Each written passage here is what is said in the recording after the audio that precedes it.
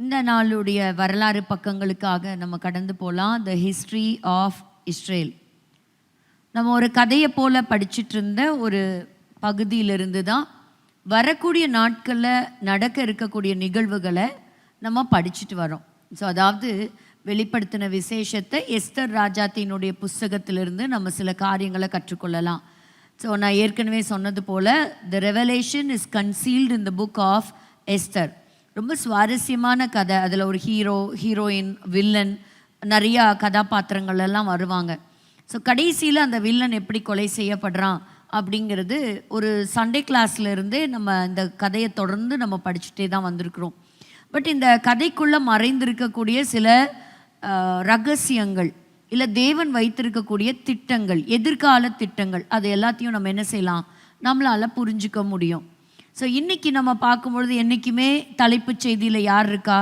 இஸ்ரேலுடைய பேர் இல்லாத நாளே கிடையாது இல்லைங்களா? இன்னைக்கு வரைக்கும் அவங்களுடைய பேர் இருக்குது. ஏன் அப்படின்னு கேட்டால், இந்த அக்டோபர் 7ஆம் தேதி தொடங்கின ஒரு யுத்தம் தான்.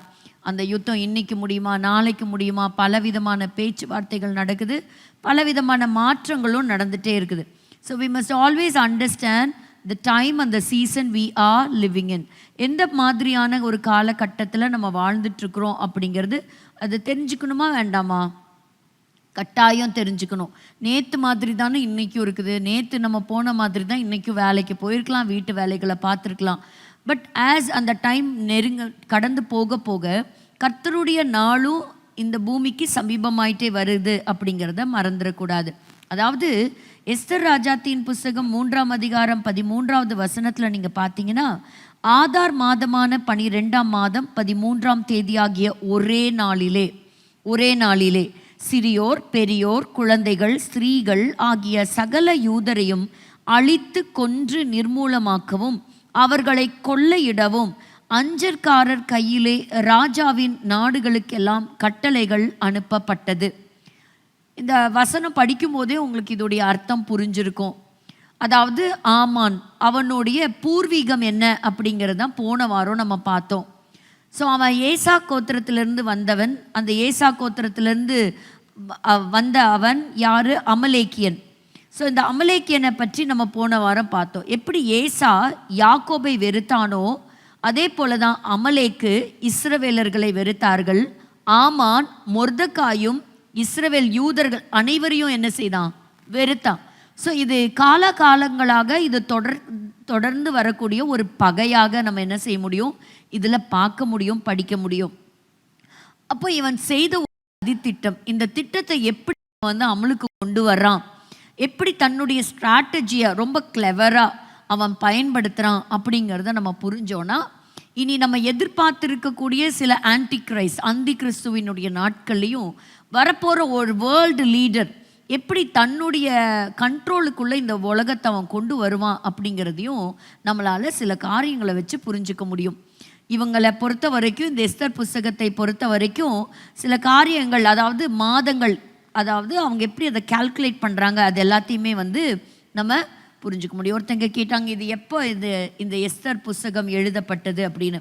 ஸோ இதில் வரக்கூடிய ஒரு முக்கியமான ஒரு ராயல் சிட்டி, ஒரு பிரம்மாண்டமான சிட்டி எது அப்படின்னா சூசான், அதாவது பர்ஷியா நாட்டில் இருக்கக்கூடிய சூஷான் நகரம். நியோ பாபிலோனியன் கான்குவெஸ்ட், அவர்களுடைய காலத்துக்கு பிறகு யூதர்களை அவங்க 586 BCயில் என்ன செஞ்சாங்க?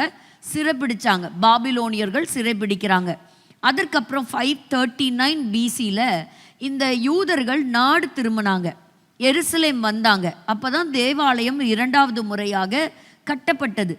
அதற்கப்புறம் நம்ம படிக்கிறோம், டைரெக்டாக நம்ம பார்க்க போகிறது ஜர்க்சிஸ் அகாஸ்வேரோ அப்படின்னு சொல்லக்கூடிய ஒரு ராஜாவுடைய காலகட்டத்தில், ஒரு பர்ஷியா காலத்தில் நடந்த சில காரியங்களை நம்ம படிக்கிறோம்.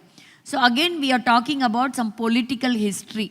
இன்றைக்கி இருக்கிற மாதிரி எப்படி ஒரு கவர்மெண்ட் சில ரூல்ஸ், லாஸ் எல்லாம் இருக்கோ, அது மாதிரி பல 100 ஆண்டு காலங்கள், 1000 ஆண்டு காலங்களுக்கு முன்பாக அமர்த்தப்பட்ட ஒரு சாம்ராஜ்யம். அந்த சாம்ராஜ்யத்தில் அவங்க கடைபிடிச்ச சில பழக்க வழக்கங்கள், சட்ட திட்டங்கள், அது நமக்கு புரியணும். அதுக்காக தான் நம்ம பார்க்குறோம்.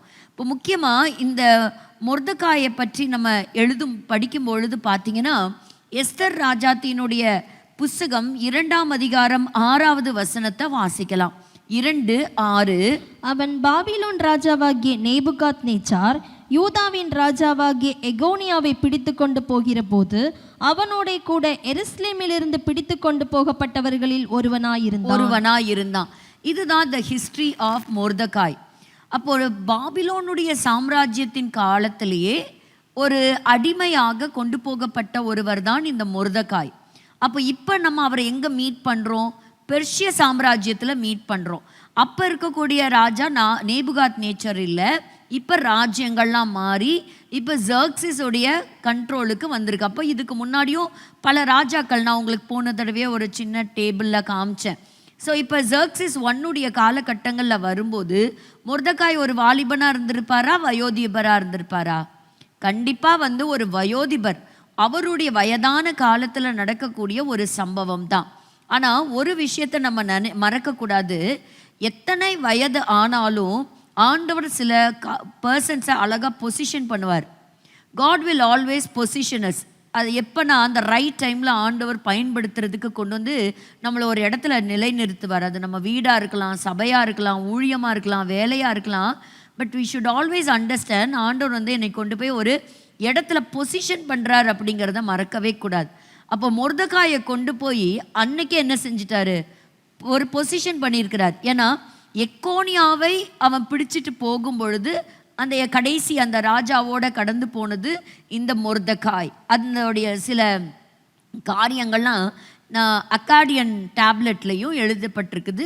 ஒருவேளை இன்னைக்கு நமக்கு டைம் இருந்தால் இன்னைக்கு அந்த அகழ்வாராய்ச்சியிலிருந்து கண்டெடுக்கப்பட்ட சில அந்த கிளே டேப்லெட்ஸ் மற்றும் அன்னைக்கு இருந்த சில அகழ்வாராய்ச்சிக்காரங்க இதுக்கு எவிடன்ஸாக எடுத்திருக்கிறதையும் நம்ம பார்க்கலாம். ஸோ நம்ம ஸ்லைடில் இருக்குது. ஸோ அன்னைக்கு நம்ம பார்க்குறோம். அப்போ இவர் எக்கோனியாவினுடைய காலம். அது எப்போ நடந்தது? 580 BCயில்.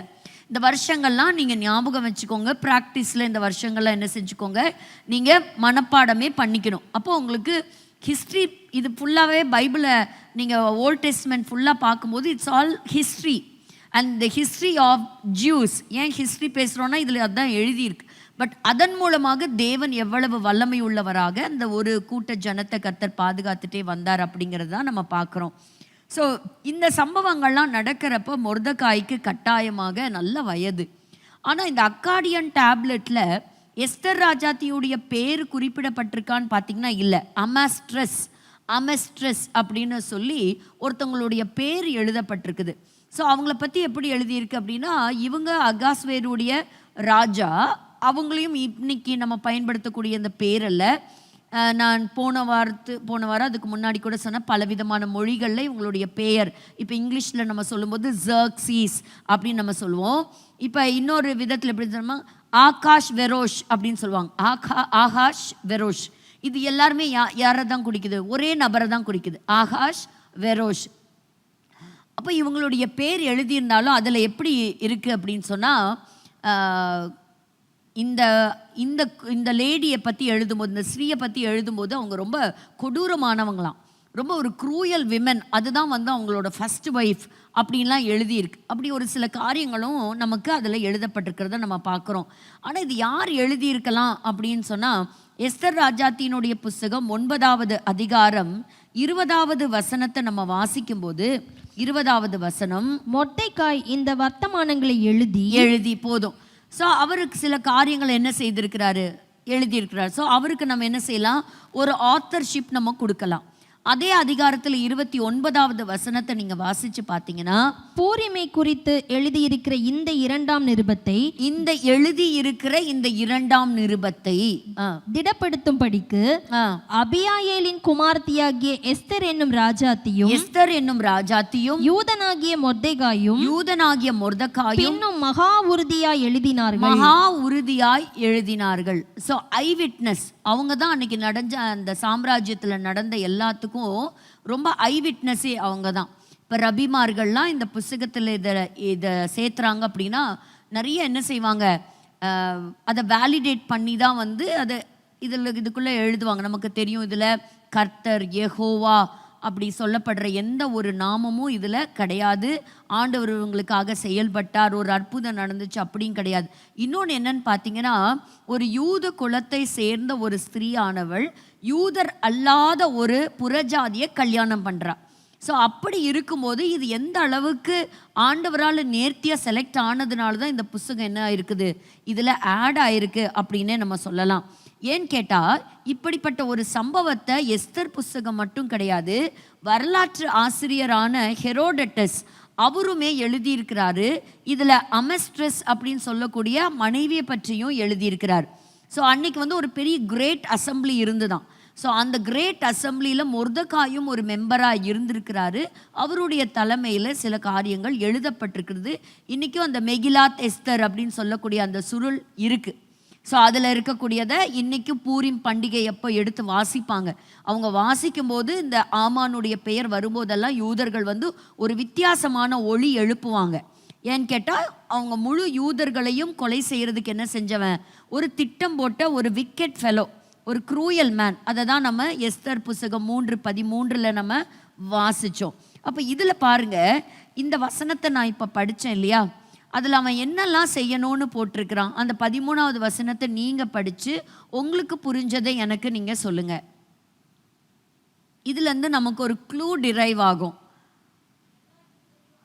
எல்லா யூதர்களையும் அழிக்கணும், அதுக்கு ஒரே நாள். ஸோ ஒன் ஸ்கூப்பில் என்ன செய்யணும், அத்தனை பேர்த்தையும் எலிமினேட் பண்ணணும். அவ்வளோதான் கொடுத்துருக்கா? வெரி குட், அதுதாங்க இம்பார்ட்டண்ட். அவர்களை கொள்ளையிடவும், அவர்களை கொள்ளையிடவும். இந்த பாயிண்ட் எல்லாம் ஞாபகம் வச்சுக்கோங்க. இது வந்து 2வது. அதனால என்ன செஞ்சான், 3வது, ராஜாவின் நாடுகளுக்கெல்லாம் கட்டளைகளை அனுப்பினான். கட்டளைகள் அனுப்பப்பட்டது. அப்போது இந்த மாதிரி ஒரு பர்ஷியா நாட்டின் காலகட்டங்களில் இப்படி ஒரு ஒரு கமாண்ட்மெண்ட் போயிருக்கு, ஒரு இன்ஸ்ட்ரக்ஷன் போயிருக்கு, ஒரு ஆர்டர் காப்பி போயிருக்கு அப்படின்னு சொன்னால் அவங்களால என்ன செய்ய முடியாது, அதை மாற்றவே முடியாது. அப்படி நம்ம 1 by 1 நம்ம என்ன செய்யலாம், இதை கொஞ்சம் டீப்பாக நம்ம படிக்கும்போது நமக்கு புதிய ஏற்பாடு நம்ம எல்லாம் எப்படி படிக்கணும், ஆஸ் கிறிஸ்டியன்ஸ் நம்ம ஒரு கிறிஸ்தவர்களாக இந்த புஸ்தகத்தை நமக்கு படிக்கணும். அதுக்கு ஆவியானவர் நமக்கு உதவி செய்வாராக. ஸோ அப்படி தான் இந்த புஸ்தகம் எழுதப்பட்டிருக்கலாம் அப்படின்னு சொல்லி சொல்லப்படுது. இப்போது நம்ம பார்க்குறோம் இப்படி ஒரு கொடுமையான நாட்கள். அப்போ பாருங்கள், இது வந்து அவன் நான் போன வாரம் சொன்னது போலவே அவன் ரொம்ப அவனுடைய தெய்வங்களை வணங்கி இந்த மாந்திரிகம் அந்த மாதிரியெல்லாம் நாள் பார்க்கறது இதெல்லாம் பார்த்து, பிகாஸ் அதில் என்ன சொல்லியிருக்கு, day by day month after month அப்படி ரொம்ப செலக்டிவாக சோஸ் பண்ணுறான். எதுக்காக, ஒரு யூத குலத்தையே கொலை பண்ணுறதுக்காக. அப்போ இவன் எவ்வளோ ஒரு பயங்கரமானவனாக இருப்பாங்கிறத பாருங்க. அப்படி ஒரு டேட்டை செலக்ட் பண்ணுறான். முதல் மாதத்தில் அந்த சீட்டு போட்டு எடுக்கிறான். ஆனால் அது ஏதோ ஒரு காரணத்தினால அது எத்தனாவது மாதத்தில் போய் விழுகுது, அது 12வது மாதத்தில் போய் விழுகுது. அப்போது இதில் ஆக்சிடெண்ட்டாக நடந்திருக்குமா, இல்லைனா ஆண்டவருடைய குறுக்கீடு இருக்கும்னு நினைக்கிறீங்களா? ஆண்டவரோட குறுக்கீடு. ஸோ இப்போ யூதர்களுடைய முதல் மாதம், இப்போ இங்கே பார்த்தீங்கன்னா 7வது வசனத்தில் பார்க்கும் பொழுது, ராஜாவாகிய அகாஸ்வேருவின் 12ஆம் வருஷம் நிசான் மாதமாகிய 1ஆம் மாதம். அப்போது இங்கே என்ன பண்ணுவாங்கன்னா, மாதத்தினுடைய பேர் மட்டும் கொடுக்கலாம்ல, ஆனால் அப்படி கொடுக்க மாட்டாங்க, நம்பரும் சேர்த்தி கொடுப்பாங்க. இப்போ நம்ம தமிழ்லையும் மாதங்களுடைய பெயர் இருக்குது. நமக்கு எது ஆரம்பிக்குது தமிழ் மாதம், அது எப்போ வருது, ஜனவரி இல்லையா? ஸோ அப்போ அந்த மாதங்கள் இங்கிலீஷ் கேலண்டரை பார்க்கும் பொழுது அந்த நம்பர் மாறுது, இட்ஸ் நாட் நம்பர் 1, கரெக்டுங்களா? ஸோ பாருங்கள், ஆண்டவர் வந்து ரொம்ப கிளியராக நம்பரையும் ஆட் பண்ணுறாரு, மாதத்தோட பேரும் ஆட் பண்ணுறாரு. அப்படின்னா யூதர்களுடைய கேலண்டரில் நம்ம கொஞ்சம் கவனம் செலுத்தணும்னு அர்த்தம். ஸோ அப்போ பாருங்கள், முதல் மாதம் எது அவங்களுக்கு முதல் மாதம் அப்படிங்கிறது யூதர்களுக்கு யார் செட் பண்ணா? கர்த்தர் செட் பண்ணார். அது எங்கே வாசிக்கிறோம்? யாத்ராகமம் 12ஆம் அதிகாரத்தில் 2வது வசனத்தை நீங்கள் வாசிச்சு பாருங்க. ஆண்டவர் சொல்வார், இது உங்களுக்கு முதல் மாதமாக இருக்கும். எகிப்து தேசத்திலேருந்து இஸ்ரவேல் ஜனங்க அடிமைத்தனத்திலேருந்து வெளிவந்த அந்த மாதம், அது எடுத்திருந்தீங்கன்னா படிங்க. நீங்கள் இந்த மாதம் உங்களுக்கு பிரதான மாதம், இந்த மாதம் உங்களுக்கு பிரதான மாதம், இது உங்களுக்கு வருஷத்தின் முதலாம் மாதமாக இருப்பதாக. உங்களுக்கு பாருங்க, ஒரு கேலண்டரையே செட் பண்ணது யார் தான்? தேவனாகிய கர்த்தர். அப்போ இந்த இடத்துல நம்பரும் சொல்றாரு. ஏன்னா இப்போ இந்த சில மாதங்களுக்கு பார்த்தா வெவ்வேறு பேரும் இருக்கு தோரால. அப்போது இந்த இடத்துல இந்த நேம் வச்சு நம்ம கன்ஃபியூஸ் ஆகக்கூடாது. அதனால தான் God specifies it's the first month. அப்போ முதல் மாதம் என்பது யூதர்களுக்கு அது ஒரு பஸ்கா பண்டிகையின் மாதம். பஸ்கா பண்டிகை என்று சொன்னாலே ஒரு மீட்பின் அர்த்தம், கரெக்டுங்களா? ஒரு மீட்பு. அப்போ எவ்வளவுதான் ஒரு சத்துரு எழும்பி வந்தாலும் கர்த்தர் ஒரு மீட்பின் திட்டத்தை வச்சிருக்கிறார். நம்ம ஆமான இந்த அதிகாரத்தில் தான் இவன் எவ்வளோ ஒரு கொடூரமானவன் அப்படின்னு சொல்லி 3வது அதிகாரத்தில் தான் என்ன செய்கிறோம், அவனை சந்திக்கிறோம். ஆனால் அதுக்கு முன்னாடி ஆண்டவர் என்ன செஞ்சிட்டாரு, எஸ்தரை கொண்டு போய் அங்கே பொசிஷன் பண்ணி வச்சுட்டார். எவ்வளோ நல்ல ஆண்டவர் பாருங்க. அதனால தான் தெரிந்து கொள்ளப்பட்டவர்கள் நிமித்தம் இன்னும் அந்த நாட்கள் குறைக்கப்பட்டிருக்கு. இன்னும் அந்தி கிறிஸ்துவுடைய வருகை உள்ள நுழையாதபடி தடுக்கிறது என்ன, அதை தான் தெஸ்லோனிக்கே புஸ்தகத்தில் நம்ம வாசிக்கிறோம். ஸோ அப்படி தடுக்கிறது எது அப்படின்னா இன்னைக்கு சபை தான். ஸோ கர்த்தருக்கு அழகாக கொண்டு சபையை ஸ்டேஷன் பண்ணி வச்சுருக்குறாங்க. ஸோ இன்றைக்கி நம்ம அந்த ஒரு கிறிஸ்தவர்களுடைய கண்ணோட்டத்தில் நம்ம படிக்கலாம். அப்போது இன்றைக்கி நம்ம பார்க்குறோம், இது ஒன்றும் ஆமானுடைய முதல் திட்டம் அல்ல, பொல்லாத திட்டம் கிடையாது. அதாவது முதல்ல யூதர்களை கொலை செய்கிறதுக்கு. ஸோ இதுக்கு முன்னாடி எத்தனையோ வரலாறுல நிறைய ஃபிகர்ஸ் இருக்கிறாங்க. அதாவது பார்வோன், எசபேல், நேபுகாத் நேச்சர், ஆன்டியோக்கஸ் எபிஃபானஸ், சீசர், அதுக்கப்புறம் பின்னாடி வந்த ஹிட்லர், அடால்ஃப் ஹிட்லர், ஸ்டாலின், இப்படி பல தலைவர்கள் எழும்பி யூதர்களை முற்றிலுமாக என்ன செய்யணும்னு நினச்சாங்க, கம்ப்ளீட்டாக அழிக்கணும்னு நினச்சாங்க. இன்றைக்கும் அதை நினைக்கிறாங்க. இன்றைக்கும் மிடில் ஈஸ்ட்லேருந்து வரக்கூடிய வார்த்தைகள், இன்றைக்கி என்னுடைய பிபிடியில் பார்த்தீங்கன்னா கடந்த வாரத்துலையும் எல்லாரும் கூக்குரலாக சொல்லக்கூடியது என்னென்னா, இந்த யூதனே இருக்கக்கூடாதுங்க, இந்த நாடு யாருக்கு, இஸ்லாமியர்களுக்கு வரணும், அராபியர்களுக்கு வரணும், அப்படி தான் ஒரு கூக்குரலின் சத்தம் இருக்கே தவிர. ஸோ எல்லாருமே என்ன செய்கிறாங்க, இன்றைக்கி மிடில் ஈஸ்டில் இஸ்லாமிக் ரெஜிம் தான் என்ன பண்ணிகிட்ருக்கு, இன்றைக்கி யூதர்களுக்கு இஸ்ரவேலர்களுக்கு விரோதமாக இதே சத்தம் தான் கொடுக்குறாங்க. இதே ஒரே சத்தம் தான் இருக்குது. ஆனால் உங்களுக்கு ஒன்று தெரியுமா, இப்போ பார்க்குறதே ரொம்ப கொடூரமாக இருக்கே. ஆனால் ஆண்டவர் சொல்கிறாரு, இதை விடவும் இன்னும் பயங்கரமான நாட்கள் வரப்போகுது. there are dark days ahead. வாசிங்க எரேமியா 30ஆம் அதிகாரம் 7வது வசனம், 30:7. அந்த நாள் பெரியது,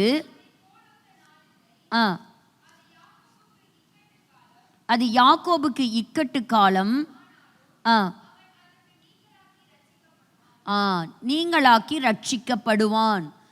ஸோ அது பயங்கரமான ஒரு வேதனையின் நாட்கள். அப்போ ஒரு பெரிய ட்ரிபுலேஷனை பற்றி பைபிள் நமக்கு மறுபடியும் சொல்லிகிட்டே தான் இருக்குது.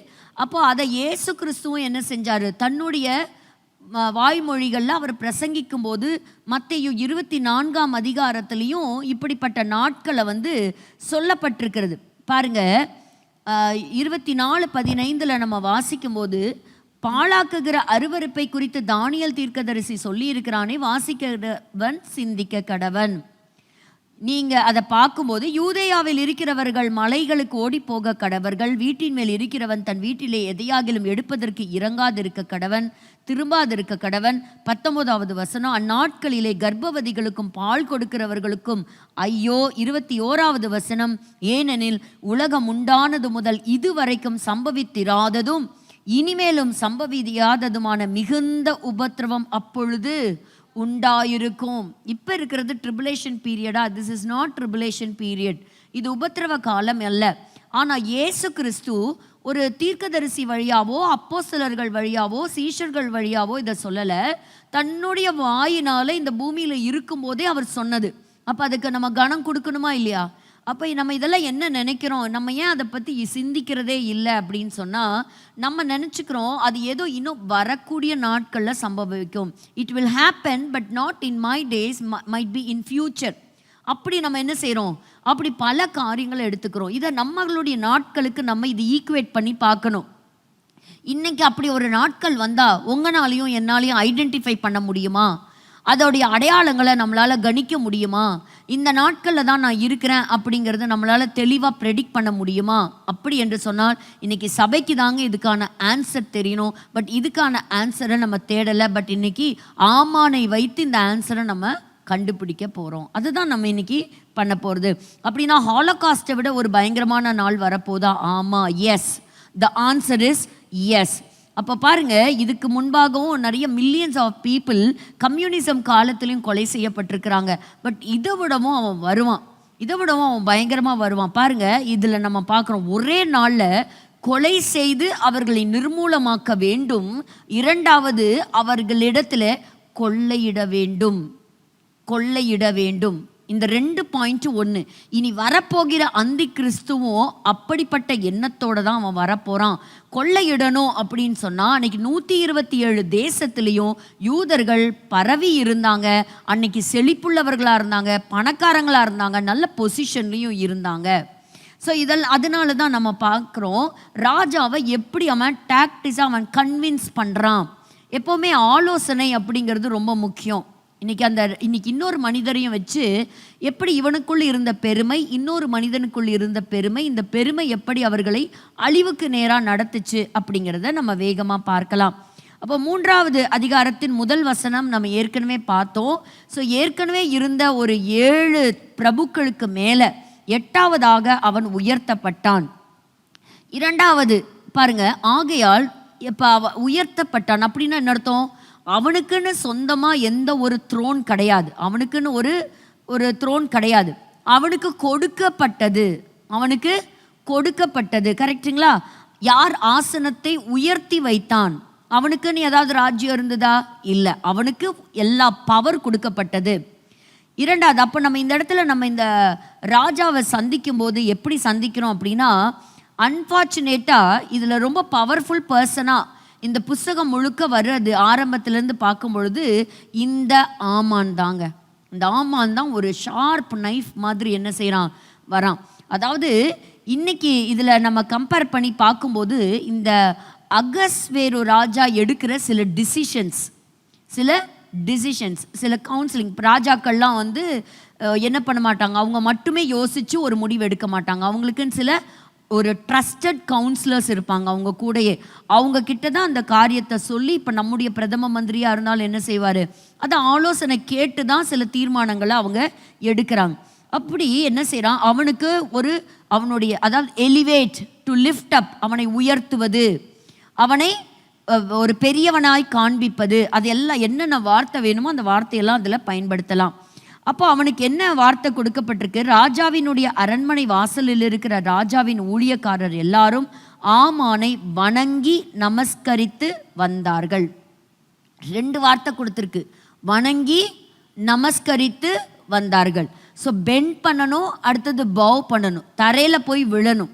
ஸோ அன்னைக்கு என்ன பண்ணாங்க, அவங்கள விட இருக்கக்கூடிய மேல் அதிகாரிகள், அந்த ஹையர் ப்ரொஃபைலில் இருக்கிறவங்க வரும்போது இதை ஒரு கணத்துக்குரியதாக கொடுத்தது.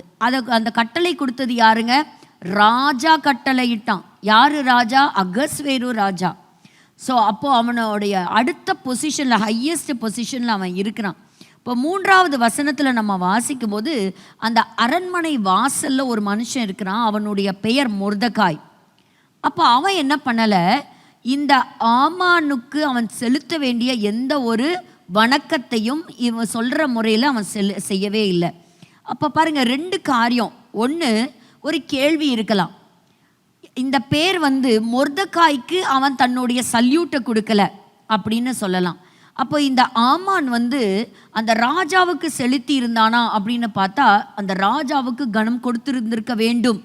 ஏன்னா நம்ம ரோமர் புஸ்தகத்தில் வாசிக்கிறோம், எல்லா இடங்கள்லையும் வாசிக்கிறோம், நமக்கு கொடுக்கப்பட்டிருக்கிற அதிகாரிகளுக்கும் அவங்க போடுற சட்ட திட்டங்களுக்கும் நம்ம கீழ்ப்படியணும். அதனால தான் இயேசு கிறிஸ்துவை ரகசியமாக அன்னைக்கு வந்து கொஸ்டின் கேட்டு மடக்க பார்த்தாங்க இல்லையா, ராயனுக்கு வழி செலுத்துறது நியாயமா இல்லையா அப்படியெல்லாம் கேட்கும்போது என்ன சொன்னார் ஆண்டவர், ராயனுக்குரியதை ராயனுக்கு செலுத்துங்க, தேவனுக்குரியதை. அப்போது அவர் அன்னைக்கு இருந்த அந்த கவர்மெண்ட்டுக்கு இருந்ததுக்கு இயேசுவானவர் மாம்சத்தில் வெளிப்பட்டப்ப கீழ்ப்படிந்தார் இல்லையா, அவர் தன்னுடையது. அப்போ இந்த மொர்தெகாயை பார்க்கும் பொழுது அவன் ஒருவேளை அந்த ராஜாவுக்கு தன்னுடைய கனத்தை செலுத்தி இருக்கலாம், ஆனால் ஏனோ இந்த ஆமானுக்கு செலுத்தலை. ஏன் ஆமானுக்கு செலுத்தலைங்கிற ஒரு காரணத்தை நம்ம கடந்த வாரம் பார்க்கும் பொழுது என்ன, அவன் ஒரு அமலேக்கியன். அமலேக்கியன் என்பவன் யார், அவன் he's the arch enemy of Jews. இந்த புஸ்தகத்திலே பார்த்தீங்கன்னா இவனை போல வேற யாருக்குமே இந்த பேர் கொடுக்கப்படவே கிடையாது. பாருங்க, எஸ்தர் அவனை பற்றி என்ன சொல்றார் அப்படிங்கிறத பார்க்கலாம். பாருங்க, எஸ்தர் ராஜாத்தின் புஸ்தகம் 7ஆம் அதிகாரம் 9வது வசனத்தினுடைய 6வது வசனத்தினுடைய ஆரம்பத்தை பாருங்களேன். அதற்கு எஸ்தர், சத்ருவும் பகைஞ்சனுமாகிய அந்த மனிதன் இந்த துஷ்ட ஆமான் தான் என்றாள். பாருங்க, சத்துருவும் பகைஞனுமாகிய அந்த மனிதன் இந்த துஷ்ட ஆமான், the wicked man, the evil man. 8வது அதிகாரம் முதல் வசனத்தை பாருங்க. அன்றைய தினம் அகாஸ்வேரு ராஜா யூதரின் சத்ருவாயிருந்த ஆமானின் வீட்டை ராஜாத்தியாகிய எஸ்தருக்கு கொடுத்தான். போதும். யூதரின் சத்ருவாயிருந்த ஆமான், யூதருடைய சத்ருவாய் இருந்த ஆமான். இப்படி யாருக்காவது நீங்க இதுக்கு முன்னாடி படிச்சது உண்டா? இப்படி ஒரு பின்னாடி இருக்கக்கூடிய ஒரு சிக்னிஃபிகண்டா ஒரு பேர். 3வது அதிகாரம் 10வது வசனத்துல கடைசி பகுதி பாருங்க. யூதரின் சத்ருவுமாகிய ஆமான், யூதருடைய சத்ருவுமாகிய ஆமான். அதே போல 9ஆம் அதிகாரம் 7வது வசனத்துல பாருங்க. அமேதாத்தாவின் குமாரனாகிய ஆமான் என்னும் யூதருடைய சத்ருவின் குமாரன், யூதருடைய சத்ருவானவன் ஆமான், ஒரே அமலேக்கியனாகிய ஆமான் அப்படின்னு சொல்லலாம்ல. ஆனா பாருங்க, இந்த இடத்துல இந்த சம்பவத்தை அவங்க மறுபடியும் என்ன செய்யறாங்க, இவன் ஒரு யூதனுக்கு சத்ரு. பாருங்க, பிசாசுக்கு தேவனை பிடிக்காது, தேவ ஜனங்களையும் பிடிக்காது. அவன் எதிர்த்து வருகிறதே ஒன்று யூத மக்களுக்கு விரோதமாக, 2வது அவருடைய இரத்தத்தால கழுவப்பட்ட நீங்களும் நானும் தான் அவனுக்கு எதிரி இல்லையா? அப்போ என்னைக்குமே அவனுடைய ஃபோக்கஸ் யார் மேலதான்? ரட்சிக்கப்பட்ட ஜனத்தின் மேலையும் தேவன் தெரிந்து கொண்ட தேசம், அந்த தேசத்தினுடைய மக்கள். அப்போ இங்க ஒரு வார்த்தை நீங்க புரிஞ்சிருந்தீங்க 3:13. அப்போ இந்த யூதனுடைய சத்ரு என்ன செய்யறான்? எல்லாரையும் கொன்னுட்டு அவங்கள என்ன செய்யணும்? கொள்ளையிடலாம். இந்த இடத்துல நான் உங்களுக்கு ஒரு குட்டி அசைன்மெண்ட் தரேன், நீங்க இந்த வாரம் ஃபுல்லா யோசிங்க. பாருங்க, இதே கடைசி அதிகாரங்கள்ல வரும்போது இப்போ காரியம் மாறுதலாக முடிஞ்சு ஆமான் செத்து போயிடுறான், அவனுடைய பசங்களும் செத்து போயிடுறாங்க.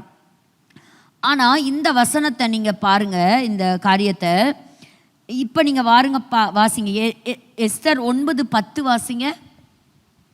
ஆனாலும் கொள்ளையிட தங்கள் கையை நீட்டவில்லை. யாரு?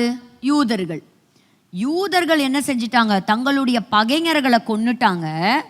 ஆனால் அவர்கள் கொள்ளையிட தங்கள் கையை நீட்டவில்லை. பாருங்க, இப்போ அப்படின்னா அவங்களுக்கு பர்மிஷன் இல்லையா அப்படின்னு கேட்டிங்கன்னா, 8வது அதிகாரம் 12வது வசனத்தை நீங்கள் வாசிக்கும்போது, அந்த பட்டணத்தில் இருக்கிற யூதர் ஒன்றாய் சேர்ந்து தங்கள் பிராணனை காப்பாற்றவும் தங்களை விரோதிக்கும் சத்துருக்களாகிய ஜனத்தாரும் தேசத்தாருமான எல்லாரையும் அவர்கள் குழந்தைகளையும் ஸ்திரீகளையும் அழித்து கொன்று நிர்மூலமாக்கவும் அவர்கள் உடைமைகளை கொள்ளையிடவும் ராஜா யூதருக்கு கட்டளையிட்டார். அவன் உனக்கு என்ன செய்யணும்னு நினைச்சானோ அதை நீ செய். உன்னை கொல்லணும்னு நினைச்சான், உன்னை கொள்ளையிடணும்னு நினைச்சான். இப்போ என்னாச்சு? The table is upside down. அப்போ நீ இப்போ என்ன செய்யலாம்? அதை நீ செய்யலாம். ஆனால் பாருங்க, இது ஒரு தடவை இல்லைங்க. பாருங்க எத்தனை தடவை ரெக்கார்ட் ஆயிருக்கு தெரியுமா? 9வது அதிகாரம் 15வது வசனத்தை நீங்கள் வாசிச்சு பார்த்தீங்கன்னா, அங்கேயும் எல்லாரையும் கொன்று போட்டாலும் ஆனாலும் கொள்ளையிட தங்கள் கையை நீட்டவில்லை. சரி, 16வது வசனத்துக்கு வாங்க. அங்கேயும் என்ன பண்றாங்க? சில பேரை அங்கேயும் ஆயிரக்கணக்கில் கொள்றாங்க. ஆனாலும் கொள்ளையிட தங்கள் கையை நீட்டவில்லை. இது எல்லாத்தையுமே இன்னைக்கு நடக்கிற வார்லையும் நீங்க சப்ஸ்டியூட் பண்ணி பார்க்கலாம். இஸ்ரேல் எப்படி இந்த யுத்தத்தை கேரி ஆன் பண்ணுது. அவங்க இன்றைக்கும் என்ன சொல்கிறாங்க? நாங்கள் இன்டர்நேஷ்னல் லா, அந்த மிலிட்ரி ஸ்டாண்டர்ட்ஸ் படி தான் நாங்கள் என்ன செய்கிறோம், இந்த வாரை நாங்கள் நடத்திட்டு வர்றோம். சரி, இது ஏன்? இது ஒரு தடவை எழுதியிருக்கலாம்ல. நாட் ஒன்ஸ் பட் த்ரைஸ் இந்த ஸ்டேட்மெண்ட் ரெக்கார்ட் ஆகிருக்கு. ஏங்கிறத நீங்கள் கொஞ்சம் யோசிச்சு பாருங்கள். இப்போ 3வது அதிகாரத்துக்கு நம்ம வரலாம். இந்த இடத்துல பார்க்கும் பொழுது என்ன நடக்குது அப்படின்னா, எல்லாரும் கேட்க ஆரம்பிக்கிறாங்க. மொர்தெகாயை பார்த்து கேட்குறாங்க, நீ ராஜாவின் கட்டளையை மீறுகிறது என்ன? சரி, இந்த அதிகாரத்துக்கு வர்றதுக்கு முன்னாடி வேற யாராவது ராஜாவுடைய கட்டளையை மீறி இருக்கிறாங்களா? கரெக்ட். யார் பேர் சொன்னீங்க? இந்த 3வது அதிகாரத்துக்கு முன்னாடி யார் மீறினா? வஸ்தி. ஸோ ராஜா என்ன செய்கிறாரு? வஸ்தியை கூப்பிடுறாரு. ஆனால் வஸ்தி என்ன சொல்லிட்டாங்க? வர மாட்டேன், அழைச்சி வரணும் அப்படிங்க. உடனே பனிஷ்மெண்ட் போச்சா இல்லையா? ஸோ ராஜாவுடைய ஆர்டருக்கு ஒருத்தர் கீழ்ப்படியல அப்படின்னு சொன்னால் உடனே என்ன நடக்கும்? அங்கே கண்டிப்பாக ஒரு எக்ஸிக்யூஷன் இருக்கும். சரி, ஆனால் ஏன் இங்கே இவருக்கு ஒன்றும் நடக்கலை? நாலாவது, அது that is all God's hand. ஒவ்வொரு இடத்துலையும் நம்ம பார்க்கும் பொழுது அது தேவனுடைய திட்டம். பாருங்க, இப்போது அவர்கள் நாளுக்கு நாள், ஒரு நாள் இல்லை, 2 நாள் இல்லை, நாளுக்கு நாள் அவங்கிட்டயே சொல்லி தங்களுக்கு செவி கொடாதே போகுது. அப்படின்னு என்ன அர்த்தம்? நீ ஏன் அவனுக்கு வணக்கம் சொல்ல மாட்டேங்கிற, நீ ஏன் அவனுக்கு சல்யூட் பண்ண மாட்டேங்கிற, நீ ஏன் அவனை பணிஞ்சு கொள்ள மாட்டேங்கிற அப்படின்னு அவனை டெய்லி என்ன செய்கிறாங்க? அவனை தொந்தரவு பண்ணுறாங்க. சிலர் சொல்கிறாங்க, ஆமான் கழுத்தில் போட்டிருந்த அந்த ஒரு பெரிய அந்த ரோபு, அதில் விக்கிரகங்கள் இருந்துதான். அது ஒன்று. இரண்டாவது, இவன் ஆதி நாட்கள்லேருந்தே இவனை எப்படி தான் நம்ம பார்க்குறோம்? ஜெனரேஷன்ஸ் ஆஃப்டர் ஜெனரேஷன்ஸ் ஆண்டவரே என்ன அவனை பற்றி சொல்லும்போது அவன் மீது ஆண்டவருடைய கரம் இருக்குங்கிறத நம்ம பார்த்தோம். யாத்ராம் 17ஆம் அதிகாரம் 16வது வசனத்தில் பார்த்தோம். அப்போது இவன் தான் செகண்ட் ஹையஸ்ட் பொசிஷனில் இருக்கிறான். அப்போது இந்த 2வது ஒரு ரூல் எங்கே ஓவர் ரூல் ஆகி வந்திருக்கு அப்படின்னு கேட்டிங்கன்னா, எஸ்தர் கிட்ட சொல்லும்போது நீ இப்போதைக்கு என்ன செய்யாத, நம்ம யூதர்கள் அப்படிங்கிற உன்னோட ஐடென்டிட்டியை என்ன செய்யாத, நீ சொல்லாத. அப்படின்னா என்ன அர்த்தம்? அன்னைக்கு அவங்க சொல்ல வேண்டியது அவங்களுடைய கடமையாக இருந்திருக்கலாம். They should reveal there identity, எங்கிருந்து வந்தாங்க. ஏன்னா பல இடங்கள்லேருந்து ராஜாவுக்கு பொண்ணை பார்த்து அழகானவங்களை கூட்டிகிட்டு வர்றாங்க. ஸோ அப்படி இருக்கும்போது அவங்க யார், எந்த ஊர், இன்றைக்கே நம்ம விசாரிக்கிறோமா இல்லையா? அன்றைக்கி ராஜாவுக்கு ராணியாக அவங்களுடைய ஃபேமிலி ஹிஸ்ட்ரியை கேட்காம இருந்திருப்பாங்களா, இல்லை அவங்கனால தான் யூதன்னு மறைக்க எவ்வளோ பிரயாசப்பட்டிருப்பாங்கன்னு தெரில. ஆனால் இந்த இடத்துல நம்ம பார்க்குறோம், ஷி ஒபேட், அவங்க கீழ்ப்படிஞ்சாங்க. ஆனால் அப்படி சொன்னாலும் இந்த 4வது வசனத்தில் இவரால் ஒரு ஸ்டேஜுக்கு அதை தாங்கவே முடியல. தான் யூதன் என்று அவன் அவர்களுக்கு அறிவித்தபடியினால். ஸோ ஒரு டைம் வந்தது, இப்போ என்னன்னு ரிவீல் பண்ணிட்டாரு. ஸோ நான் ஒரு ஜூ அப்படின்னு. இப்போது நான் உங்களை பார்த்து ஒரு கேள்வி கேட்குறேன். இப்போது நாளைக்கு ஒருவேளை சபை கூடி வருதல் இருக்கக்கூடாது, யாருக்கும் நம்ம ஆண்டவரை பற்றி நம்ம அறிவிக்கக்கூடாது, ரட்சிப்பை பற்றி சொல்லக்கூடாது, ரட்சிப்புக்குள்ளே நடத்தக்கூடாது அப்படின்னு சொல்லி ஒரு கவர்மெண்ட்லேருந்து ஒரு கடுமையான சட்டம் வருதுன்னு வைங்க, என்ன செய்வீங்க?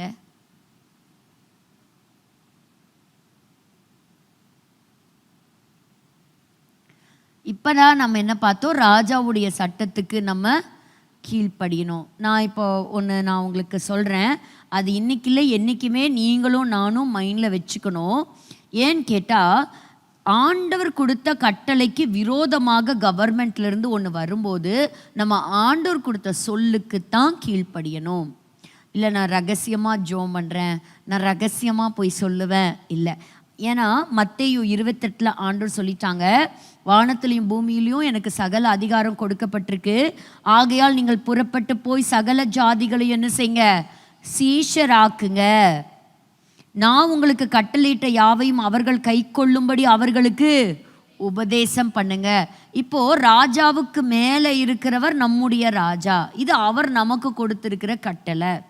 ஸோ அப்படி ஒருவேளை அரசாங்கத்தில் இருந்து அப்படிப்பட்ட கட்டளைகளே வந்தாலும் நம்ம எந்த கட்டளைக்கு கீழ்ப்படியணும்?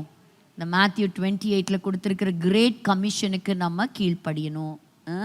அப்போது எதுக்கு இதை சொல்கிறேன்னா, மொர்தெகாய் கிட்ட இருக்கக்கூடிய பக்தி வைராக்கியத்தை நம்ம பார்க்குறோம். ஒரு வயசானவர் இல்லையா, அவருக்கு எவ்வளவோ அன்னைக்கு இருக்கக்கூடிய உபத்திரவங்கள் தாண்டி அன்னைக்கு அவர் வைராக்கியமாக நின்னதை நம்ம பார்க்குறோம்.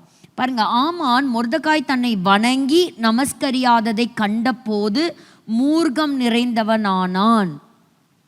ஸோ அவன் நினைக்கிறான், அந்த பவர் இருக்குது என்கிட்ட, அத்தாரிட்டி இருக்குது, அவனுக்குள்ள ஒரு ஈகோ ஒர்க் பண்ணுது. So he was a prideful man. அன்னைக்கு அவனுக்குள்ள ஒரு பெருமை இருக்குது, எல்லாரும் என்ன செய்யணும், என்னை வணங்கணும். இப்போ எடுத்துக்கோங்க, வெளிப்படுத்தல் 13வது அதிகாரத்தை நம்ம எடுத்துக்கலாம். 13வது அதிகாரத்தை நம்ம பார்க்கும் பொழுது நம்ம ஃபஸ்ட் இதில் என்னெல்லாம் பார்த்துருக்குறோம்? ஆமான் தானா அவனுக்கு இருந்த அதிகாரம் கிடையாது, பட் அவனுக்கு கொடுக்கப்பட்டது.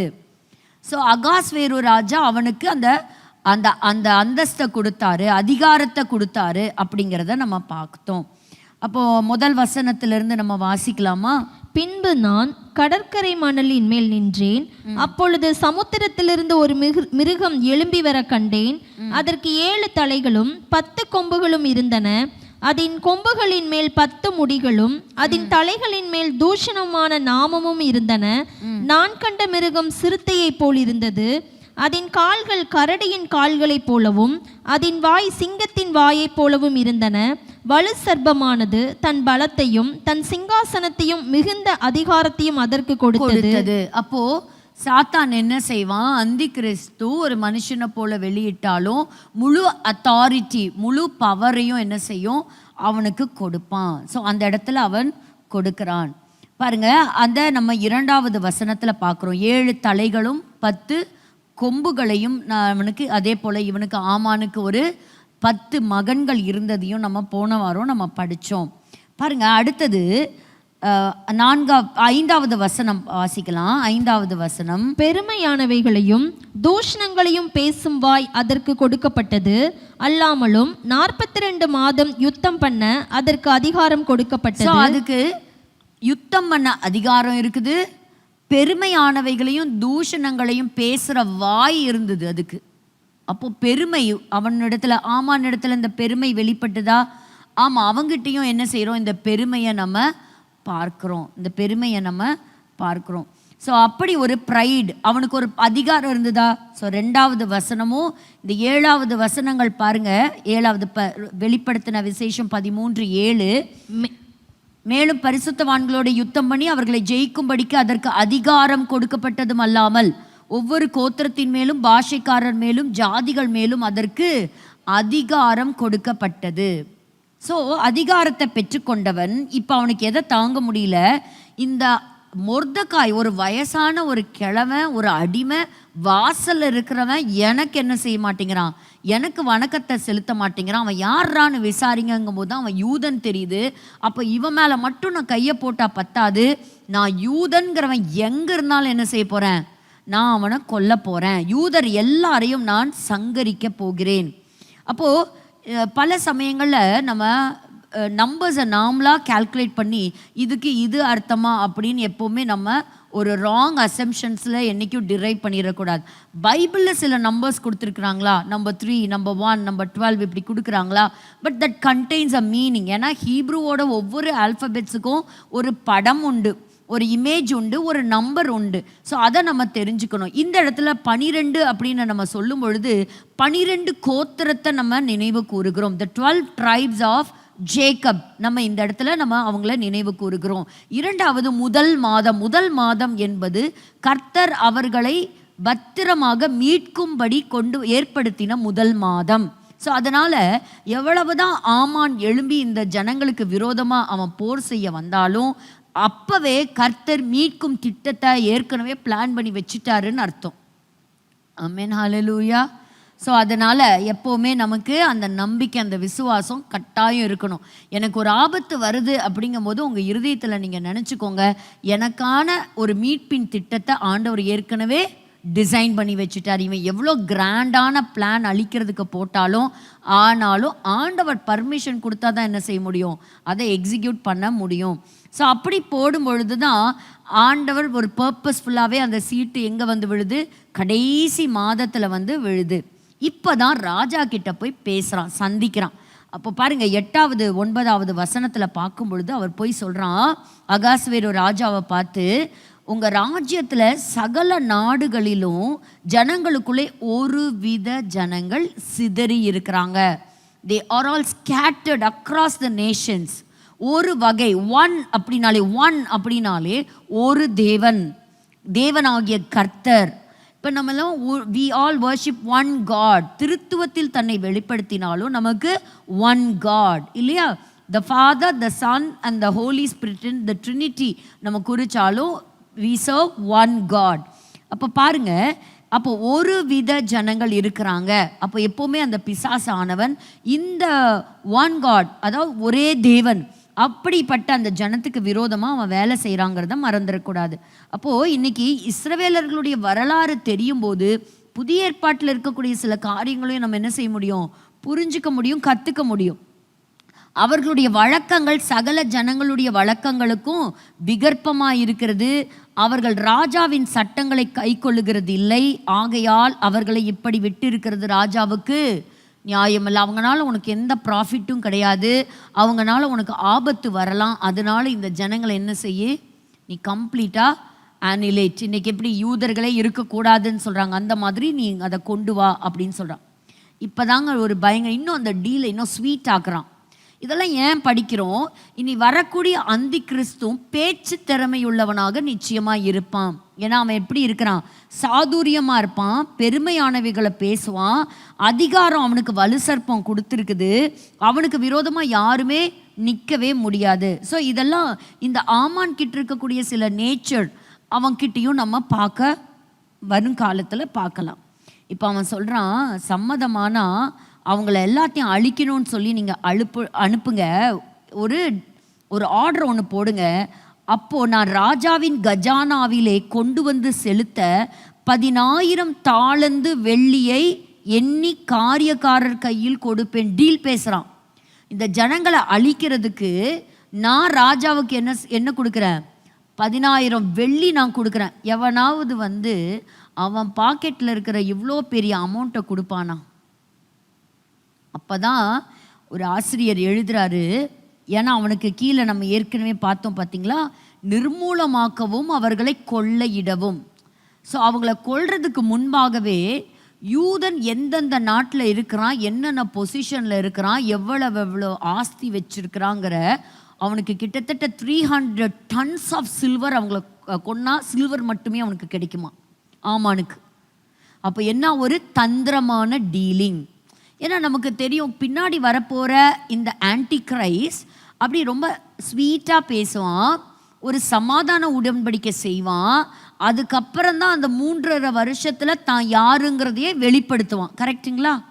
அப்போ அதே போல தான் இந்த டீல் என்ன பண்ணுறான், இன்னும் ராஜாவை ப்ளீஸிங்காக, ராஜா ஐயோ வேண்டாம் அப்படின்னு சிந்திக்கவே விடலை. அப்போ ராஜா இந்த இடத்துல ஏதோ அவன் கையில் இருக்கக்கூடிய ஒரு பான் மாதிரி இருக்கிறார். அவன் சொல்கிறதுக்கெல்லாம் தலையாட்டுறார். வஸ்திக்கு ஒரு சட்டத்தை போடுறாங்க, அதை எக்ஸிக்யூட் பண்ணுறாரு. இப்போ யூத ஜனங்கள் எல்லாத்தையும் அழிக்கிறதுக்கு ஒரு சட்டத்தை கொண்டு வரணுங்கிறாரு, அதுக்கும் என்ன செய்கிறாரு, தலையாட்டுறாரு. அப்போ இந்த அளவுக்கு ராஜாவையே தனக்கு கீழாக கன்வின்ஸ் பண்ணக்கூடிய இடத்துக்கு அந்தி கிறிஸ்து வரலாம்.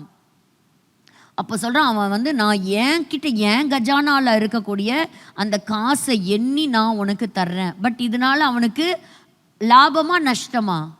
லாபம்தான். ஏன்னா அவன் என்ன செய்ய போகிறான், அத்தனை பேர்த்தையும் கொன்று அத்தனை பேர்த்துக்கிட்ட இருக்கிற சொத்தையும் அத்தனை ப்ராப்பர்ட்டி டாக்குமெண்ட்ஸ் அவன் வாங்கி தான் பேரில் மாற்றிக்கலாம். ஸோ எல்லா சொத்தையும் அவன் இழுத்து தானே கீழே கொண்டு வரலாம்.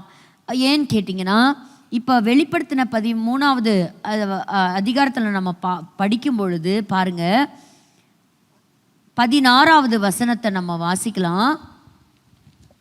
அது சிறியோர், பெரியோர், ஐஸ்வர்யவான்கள், தரித்திரர், சுயாதீனர், அடிமைகள் இவர்கள் யாவரும் தங்கள் தங்கள் வலது கைகளிலாவது நெற்றிகளிலாவது ஒரு முத்திரை பெரும்படிக்கும் 17 கடைசி பாருங்க, அதில் தன்னுடைய நாமத்தை வைக்கணும், கொல்லவும் விற்கவும் கூடாதபடிக்கு செய்தது.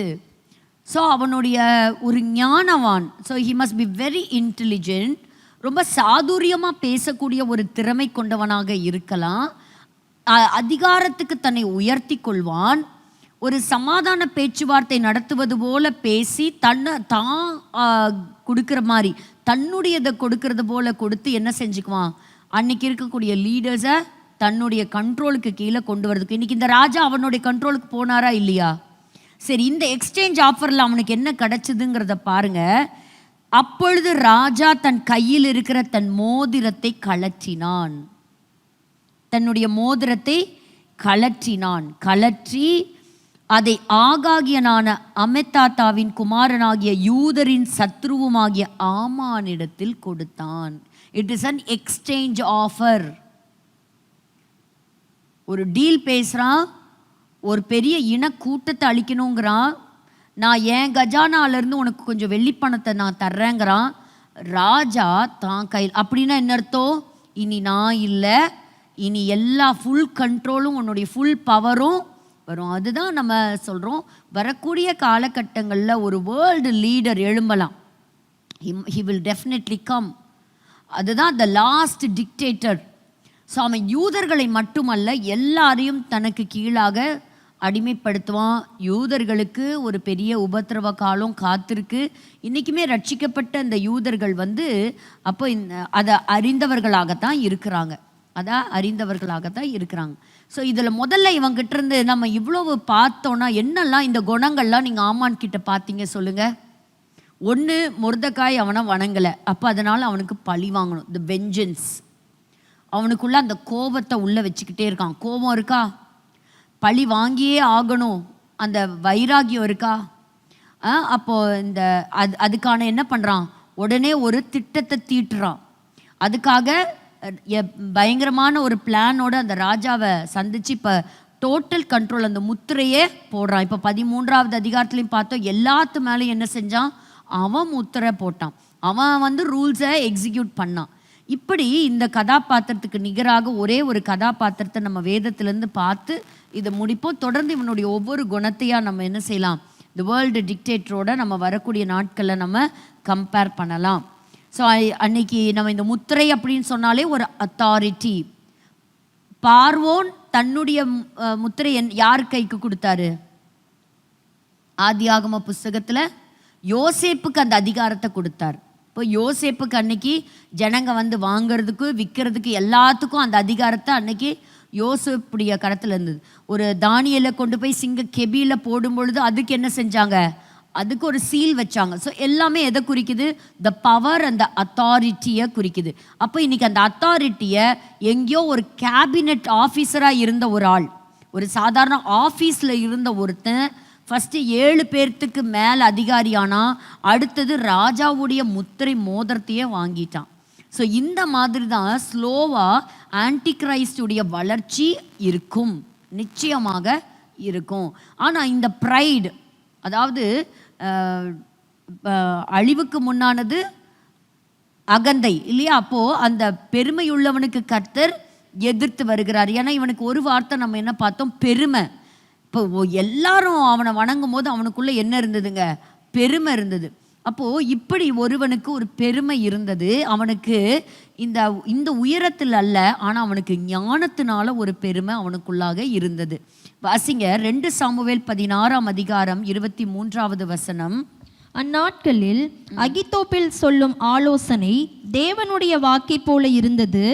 அப்படி அகித்தோப்பேலின் ஆலோசனை எல்லாம் தாவீதுக்கும் இருந்தது, அப்சலோமுக்கும் அப்படியே இருந்தது.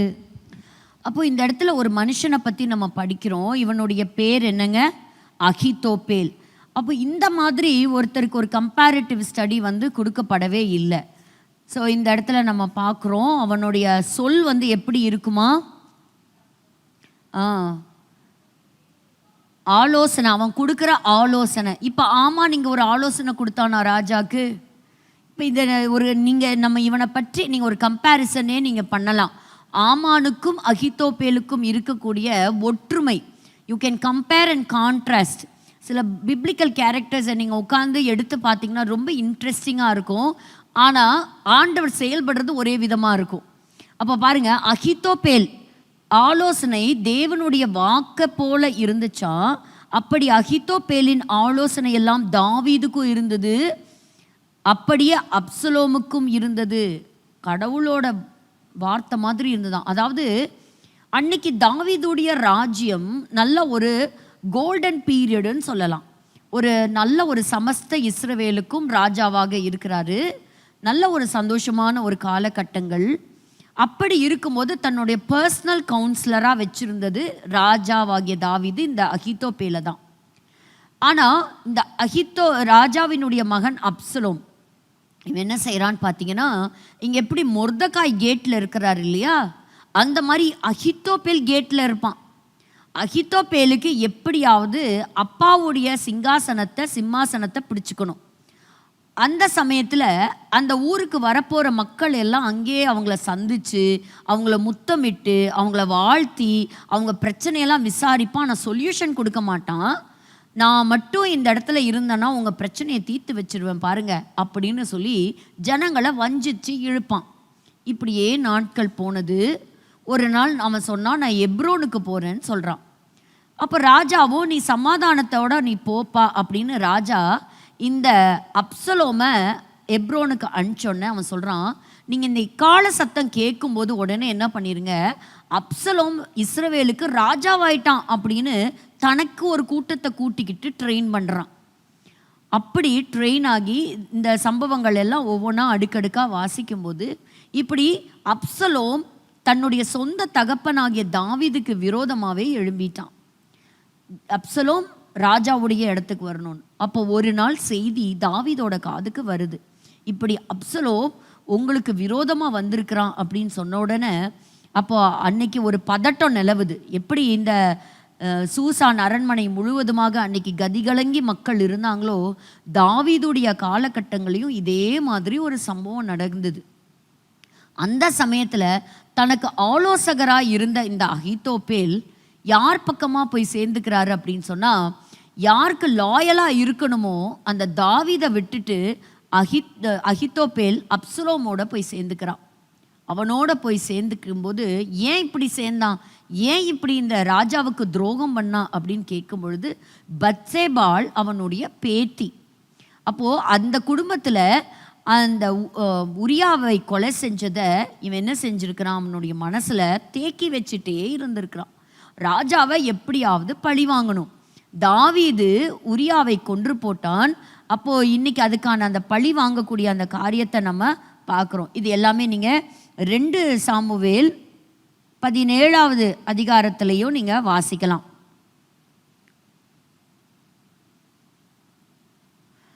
அதில் வாசிக்கும் பொழுது இந்த அகித்தோப்பேலுடைய ஐடியாஸ் நிறையா கொடுக்கும்போது, அகித்தோப்பேலுடைய ஐடியா தாவீதை கொலை செய்கிறதுக்கான அந்த ஐடியாவையும் அந்த கொடுத்து தாவீதை கொலை பண்ணுறதுக்கான ஒரு சூப்பரான ஐடியாவை அவன் 17வது அதிகாரம் முதல் 2 வசனத்தில் நம்ம வாசிக்க முடியும். அகித்தோப்பேல் என்ன சொல்கிறான், அப்சலோமை நோக்கி, நான் 12,000 பேரை தெரிந்து கொண்டு எழுந்து இன்று ராத்திரி தாவீதை பின்தொடர்ந்து போகட்டும். அதற்கு முன்பாகவே அவன் ஒரு ஆலோசனை கொடுப்பான், தாவீது விட்டுட்டு போன இந்த மறுமனை ஆட்டிகளை நீ எடுத்துக்கோ அப்சலோம் அப்படின்னு சொல்லும் பொழுது, தன்னுடைய தகப்பன் சேர்ந்த மறுமனை ஆட்டிகளை இவன் எடுத்துக்கொண்டான். அதாவது தன்னுடைய கிரிப்பில் கொஞ்சம் கொஞ்சமாக கொண்டு வந்தானா. யாருங்க, அகித்தோப்பேல். அப்சலோமை ஒரே நாளில் கொண்டு வரல, நிறைய பாயிண்ட்ஸ் அவனுக்கு கொடுத்து கொடுத்து கொடுத்து கொடுத்து அந்த ஆலோசனை கொடுத்து என்ன செஞ்சான், அவனுக்கு இப்போ தாவீதுங்கிறது கர்த்தருடைய ஜனம்னு நம்ம நினைக்கலாம். அவர்களுக்கு விரோதமாக அகித்தோப்பேல் தன்னுடைய வெஞ்சன்ஸ், அவனுடைய ஞானத்தின் பெருமை அவனுக்குள்ளே இருந்தது. எப்படியாவது பழி வாங்கணுங்கிற அந்த எண்ணத்தில் அவன் செயல்பட்டானான். அப்படி செயல்பட்டும்போது அந்த சமயத்தில் அவன் ஒரு சூப்பர் ஐடியா கொடுக்குறான். இப்போ தாவீது விடாய்த்தவனாக இருக்கும்போது நான் கொஞ்சம் பேர்த்த கூட்டிகிட்டு போய் நான் ராஜாவை மட்டும் கொன்னுட்டு அவன் கூட இருக்கிற மக்கள் எல்லாத்தையும் நான் என்ன செய்கிறேன், பிடிச்சிட்டு வரேன்னு. ஆனால் அதுக்கு முன்னாடி தாவீது என்ன பண்ணான்னா, அந்த அரண்மனைக்குள்ளே தன்னுடைய ஆளை உள்ள ஸ்பையாக வச்சுருந்தான். அந்த ஆளுடைய பேர் என்ன அப்படின்னு கேட்டிங்கன்னா ஊசா. ஊசா யாருங்க, தாவீதோட ஆள். இன்றைக்கும் இஸ்ரவேலர்கள் என்ன செய்கிறாங்க, மொசாட் அப்படின்னு சொல்லக்கூடிய ஸ்பை ஏஜென்ட்ஸ் வச்சுருக்காங்களா இல்லையா. இன்னொரு நாட்டில் இன்னொரு இடத்துல என்ன நடக்குதுங்கிறத துல்லியமாக என்ன செஞ்சுருவாங்க, உள்ளேயே உட்காந்து அவங்களுக்கே ஐடியா சொல்கிற எலிகோகன்லாம் நம்ம பார்த்தோம், உள்ளேயே ஆள் வச்சுருப்பாங்க. ஸோ அதெல்லாம் இவங்களுக்கு இன்றைக்கி நேற்று ப்ராக்டிஸ் இல்லை போல இருக்குது. அந்த நாட்கள்லேருந்தே இவங்களுடைய ஸ்ட்ராட்டஜியே டிஃப்ரெண்ட். ஆனால் அவனுடைய வாய்மொழியை கேட்போம். இப்போ இவன் யாருக்கு சாதகமாக சொல்லுவான், தாவீதுக்கா அப்சலோமுக்கா? தாவீதை காப்பாற்றுறதுக்கான ஒரு ஐடியாவை சொல்கிறான். இவன் சொன்ன ஐடியாலாம் எடுத்துக்காத, உங்கள் அப்பா எவ்வளோ பெரிய வீரன் உனக்கு தெரியாதா, he is a great warrior, அவனுக்கு அகேன்ஸ்டாக நீ போகாத அப்படின்னு சொல்லி அந்த கான்வர்சேஷன்ஸே என்ன செஞ்சான், அவன் கட் பண்ணிவிட்டு இந்த இடத்துல ஊசாவுடைய அந்த ஐடியாவை கேட்டு அந்த நாட்களில் தாவீதை தப்பிக்க செய்தானான். ஆனால் அகித்தோப்பேலுடைய ஆலோசனை வராததுனால அகித்தோப்பேல் நாண்டு கொண்டு மரித்து போனான். So always the pride will lead to destruction. So இன்னைக்கு உள்ள இந்த செய்திக்கு நேராக நம்ம கடந்து போகலாம்.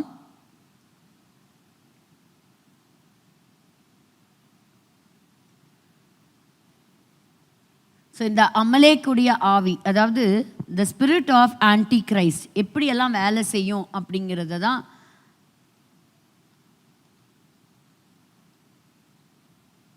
ஸோ 10 மகன்களை பற்றி பார்த்தோம்.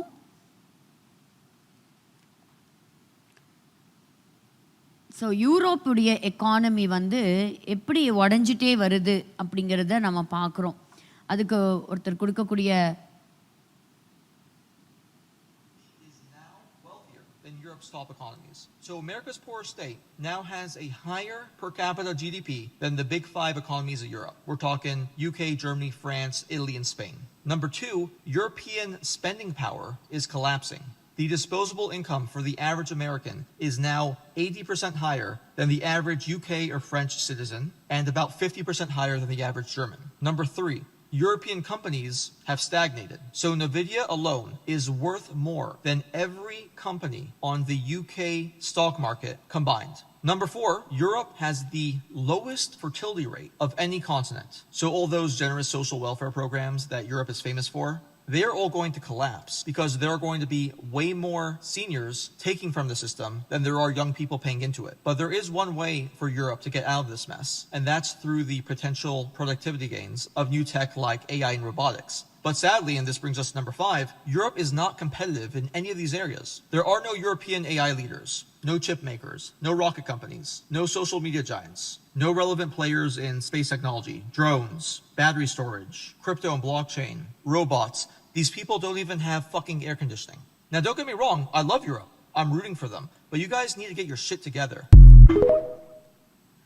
ஸோ யூரோப்புடைய எக்கானமியாக இருக்கட்டும், அங்கே இருக்கக்கூடிய ஜிடிபி, அங்கே இருக்கக்கூடிய வளர்ச்சிகள், அங்கே இருக்கக்கூடிய கண்டுபிடிப்புகள் எப்படியெல்லாம் சரிஞ்சிட்டு வருது. அதே போல் மக்கள் தொகை, பிள்ளைகள் பிறக்கிறதும் என்ன ஆகிட்டுருக்கு, அங்கெல்லாம் வந்து குறைஞ்சிட்டே வருது. இன்றைக்கி நம்ம பார்க்குறோம், இன்னும் கொஞ்சம் காலகட்டங்களில், இன்னும் அதிகபட்சத்தில் ஒரு 5லேருந்து ஒரு 10 ஆண்டு காலங்களுக்குள்ள இஸ்லாமியர்களுடைய ஆதிக்கம் அதிகமாக இருக்கும்னு சொல்லப்படுது. இப்போ நம்ம இங்கே வரோம், ஹியூமானிட்டேரியனுடைய எய்ட்ஸ் சரியாக வரலை அப்படிங்கிறதெல்லாம் கொடுக்குறாங்க. 2 சைட்லேருந்தும் தகவல்கள் பரிமாறுறாங்க. நம்ம இந்த காரியத்துக்காக ஜெபிக்கலாம். பசியிலும் பஞ்சத்திலையும் இருக்கக்கூடிய காசா மக்களும் அந்த இடத்துலேருந்து. ஸோ இஸ்ரேல் வந்து காசாவுக்கு சரியான உணவுகளை வழங்குறதில்ல. அதனால காசாவில் பயங்கரமான பசி பஞ்சம் அப்படின்னு சொல்லப்படுது. ஆனாலும் சில குற்றச்சாட்டுகளை இஸ்ரேல் பக்கத்துலேருந்து வைக்கிறாங்க. சரியான ரெஜிஸ்ட்ரேஷன் ப்ராசஸ் வந்து கம்ப்ளீட் பண்ணலை அப்படிங்கிறது. இந்த வாரம் மொசாடுடைய தலைவர் அந்த ஹாஸ்டேஜஸுடைய ரிலீஸை பற்றி டிஸ்கஷன் இருக்குது அப்படிங்கிறத நம்ம பார்க்குறோம். ஸோ அதே போல் இஸ்ரேல் ஏமன் நாட்டின் மீது அவங்க தொடர்ந்து ஒரு தாக்குதல் நடத்திட்டு தான் இருக்கிறாங்க.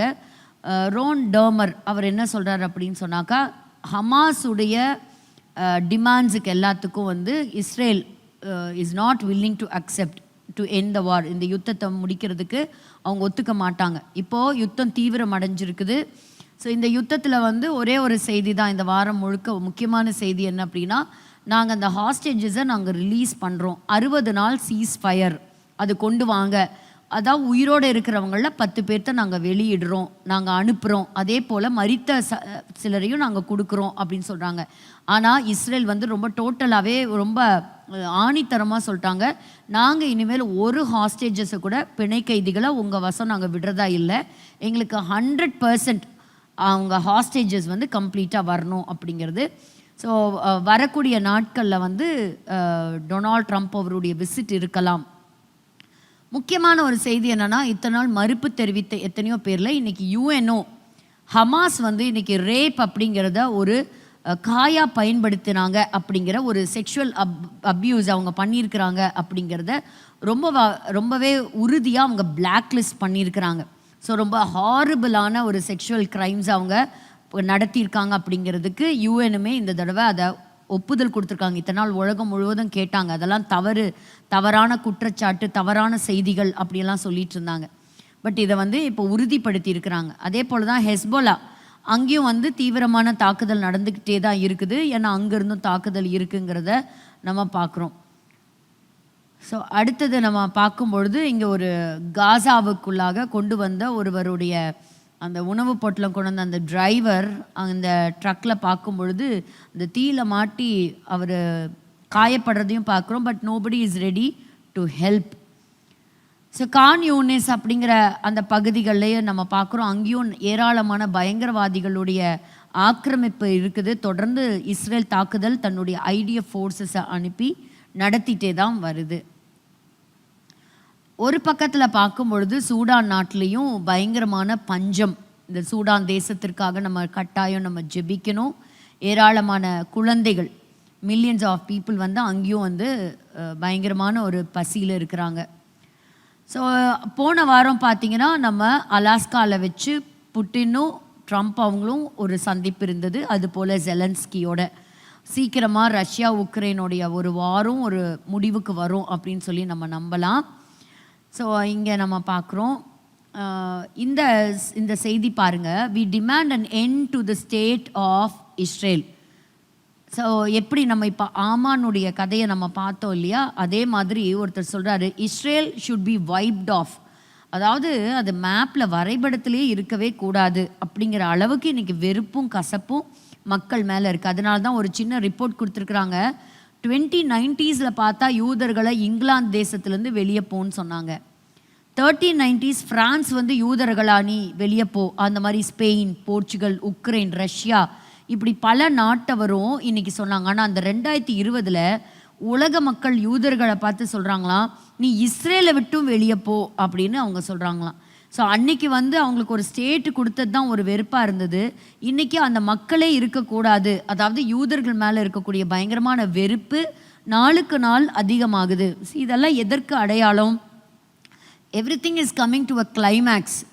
ஆண்டவருடைய வருகை, அந்தி கிறிஸ்துவனுடைய அவனுடைய என்ட்ரி, இதெல்லாமே it's all coming very closer அப்படிங்கிறத நம்ம நடக்கிற சம்பவங்களில் வச்சு நம்ம பார்க்கலாம். ஸோ 2 பேருமே அவங்க மீட் பண்ணியிருந்தாலும் ஒரு நல்ல சமாதான ஒரு முடிவு ஏற்பட்டிருக்கா அப்படின்னு சொன்னால் ஒரு பெரிய பீஸ் டீல், ஒரு சீஸ்ஃபயர் வந்ததா நமக்கு தெரியல. ஆனால் வரக்கூடிய நாட்களில் இருக்கும் அப்படிங்கிறத சொல்கிறார். ஒருவேளை புட்டினும் ஜெலன்ஸ்கியும் மீட் பண்ணக்கூடிய ஒரு தருணம் வரலாம். அது ஒரு வேளை சுவிட்சர்லாண்டில் வச்சு நடக்கலாம். அதற்கு பிறகு ட்ரம்ப்பும் அதை மீட் பண்ணலாம் அப்படின்னு சொல்கிறாங்க. உங்களுடைய தனிப்பட்ட ஜெபங்களையும் இந்த யுத்தங்கள் ஓயணும் அப்படிங்கிறத நம்ம ஜெபிக்கலாம். ட்ரூஸ் மக்கள் இஸ்ரவேலர்களுக்கு நிறையவே அவங்க நன்றி செலுத்துகிறாங்க அவங்க கொடுத்த ஆதரவுக்காக. ஸோ பல பொட்டணங்கள் மற்ற தேசத்திலிருந்து வந்ததும் பார்க்குறோம். அதுவும் கெட்டுப்போன பதார்த்தங்கள் அப்படின்னு சில குற்றச்சாட்டுகளும் வைக்கப்பட்டிருக்கு. ஆனால் UN வந்து சொல்கிறாங்க 3553 ட்ரக்ஸ் தான் இது வரைக்கும் காசாக்குள்ளே என்ட்ரு ஆகிருக்கு அப்படின்னு. ஆனால் ரியாலிட்டியில் பார்க்கும்பொழுது மோர் தென் 9200 ட்ரக்ஸ் உள்ளே வந்திருக்கு. அவங்க கொடுத்துருக்கிற கணக்கை விட ஜாஸ்தி தான் நாங்கள் அனுப்பியிருக்கிறோம். பட் அவங்க சில ரெஜிஸ்ட்ரேஷன் ஃபார்மாலிட்டிஸை அவங்க கம்ப்ளீட் பண்ணணும். உள்ளே வரவங்க தீவிரவாதிகளா இல்லை வேறு மக்களான்னு எப்படி தெரியும்? அதனால சில தடைகள் இருக்குது அப்படிங்கிறத பார்க்குறோம்.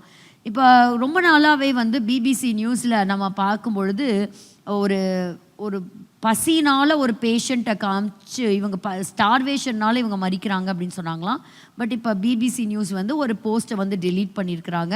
அவங்க உண்மையாலுமே வந்து பசியினால் இல்லை, ஒரு வியாதியினால் அப்படின்னு. ஆஸ்திரேலியாவை பார்க்கும்போது ஆஸ்திரேலியா டோட்டலாகவே இஸ்ரேலுக்கு எதிர்த்து வந்திருக்குது. அதாவது எங்களுக்கு நீங்கள் ரொம்ப துரோகம் பண்ணியிருக்கிறீங்க அப்படின்னு இஸ்ரேல் வந்து வன்மையாக கண்டிச்சிருக்கிறாங்க. ஏன்னா அவங்களுடைய தலைவருக்கே வந்து அவங்க வீசா கொடுக்க மாட்டோம் அப்படிங்கிறத அவங்க சொல்லியிருக்கிறாங்க. ஸோ பாருங்கள், இந்த ஹாஸ்டேஜோடைய டீலுக்கெல்லாம் அவங்க வரல. ஸோ இவங்கெல்லாம் அங்கே இருந்தக்கூடிய பிணை கைதிகள் தான். இவங்கெல்லாம் மறித்து அவங்க almost it's a year. So இது நம்ம பொறுத்திருந்து பார்க்கலாம். இப்போதைக்கு நம்ம சொல்லக்கூடிய எந்த ஒரு சாலிடான நியூஸும் இப்போ நம்ம வெளியே கொண்டு வர முடியாது. ஆனாலும் சில முக்கியமான பகுதிகள் வந்து இனி கிடையாது அப்படின்னு சொல்லிட்டாரு. ஸோ கிரிமியா மற்றும் இன்னொரு பகுதி, அந்த 2மே இனிமேல் வந்து உக்ரைன் கிட்ட இருக்காது அப்படிங்கிறதையும் ரொம்ப தெளிவாக சொல்லியிருக்கிறாங்க. நேட்டோலையும் அது ஜாயின் ஆகாது. ஸோ இவங்களுடைய சந்திப்பும் இருந்திருக்குது போன வாரம். ஸோ ஒன்று வந்து பார்த்திங்கன்னா உக்ரைன் ரஷ்யாவுடைய போர் நிறுத்தத்தை குறித்ததான பேச்சுவார்த்தைகள் நடந்திருக்குது. ஸோ சில காரியங்களுக்கு ஜெலன்ஸ்கியும் வந்து ஒப்புதல் கொடுத்துருக்கிறாரு. போன தடவை வந்து உனக்கு கிராட்டிடியூடே கிடையாதா, ஒரு நன்றி செலுத்த மாட்டியா அப்படின்னு வச்ச அந்த குற்றச்சாட்டுக்கெல்லாம் ஏராளமான நன்றிகளே அவர் சொல்லியிருக்கிறாரு. பாருங்கள், டோன்பாஸ், கிரிமியா இது 2 நீ என்ன செய்யணும், உக்ரைனுக்கு இருந்து எடுத்து ரஷ்யாவுக்கு கொடுக்கணும் அப்படின்னு சொல்லியிருக்கிறாங்க. ஸோ ஒரு மைக் ஹக்கபி என்ன சொல்கிறாருன்னா, நிறைய யுத்தங்கள் இந்த தடவை வந்து ஒரு முடிவுக்கு வர்றது வந்து இன்றைக்கி வந்த லீடர் ட்ரம்ப்னால தான் அப்படின்னு சொல்கிறாங்க. காசாக்குள்ளேலாம் வந்து பயங்கரமான ஒரு தாக்குதல் நடக்குது. இது பாருங்கள், லார்ட் மேயர் இந்த பதவி வந்து பிரிட்டனில் ரொம்ப முக்கியமான ஒரு பதவி. இவரை தான் நம்பர் 1 சிட்டிசன்னே சொல்லுவாங்க. இவருடைய பூர்வீகம் எங்கன்னு கேட்டிங்கன்னா பாகிஸ்தான். எல்லாருக்குமே தெரியும் அது ஒரு கிறிஸ்தவ நாடு. ஆனால் இந்த இதில் பார்த்தீங்கன்னா ஸோ அந்த நாட்டினுடைய கொடி இறக்கப்பட்டு பாகிஸ்தானுடைய இண்டிபெண்டன்ஸ் டேவை செலிப்ரேட் பண்ணுறதுக்காக பாகிஸ்தானுடைய கொடி வந்து அன்னைக்கு ஏற்றப்பட்டிருக்கு அப்படிங்கிறத நம்ம பார்க்குறோம். ஸோ ஆரம்ப காலத்தில் 30% மட்டுமே முஸ்லீம்ஸ் இருந்தாங்க. இன்னைக்கு அடுத்த ஒரு 6 வருஷத்துக்குள்ளே அது கிட்டத்தட்ட தோராயமாக 40% வந்து எட்டிரும் அப்படிங்கிறாங்க. அதாவது உலகம் முழுவதுமாக இஸ்லாமியர்களுடைய ஆதிக்கம் இது எங்கே நடக்குது அப்படின்னா பர்மிங்ஹாமில் நடக்குது. It is one of the important largest city. So அங்கே வந்து இந்த அளவுக்கு மாற்றங்கள் வருகிறது அப்படிங்கிறத நம்ம பார்க்குறோம். The world is very quickly changing.